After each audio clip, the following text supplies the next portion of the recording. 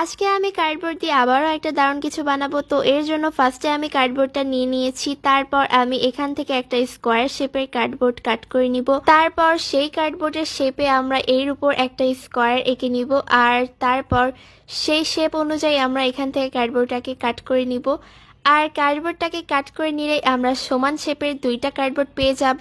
তো এরপর আমরা এর থেকে কিছুটা ছোট সাইজের আরও দুইটা কার্ডবোর্ড কাট করে নিব।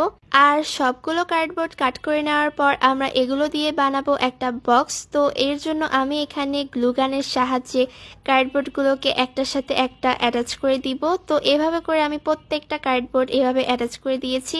আর সবগুলো কার্ডবোর্ড এভাবে অ্যাটাচ করার পর একটা বক্স তৈরি হয়ে যাবে। তো এবার আমাদের বক্সটার আপার পার্ট আর লোয়ার পার্ট কভার করতে হবে। আর এর জন্য আমাদের আরও কিছুটা কার্ডবোর্ড লাগবে, তাই আমরা এই কার্ডবোর্ডের থেকে বক্সটার শেপে দুইটা কার্ডবোর্ড কাট করে নিব। আর অবশ্যই কার্ডবোর্ডগুলোকে একই শেপের হতে হবে।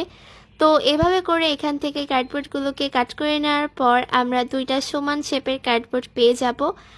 আর এখান থেকে আমরা একটা কার্ডবোর্ড নিয়ে এর উপর ওভাল এঁকে নিব। আর সেটাকে আমরা এখান থেকে কাট করে নিব। এবার কার্ডবোর্ডগুলোকে বক্সের আপার পোর্শন আর লোয়ার পোর্শনে লাগিয়ে দিব।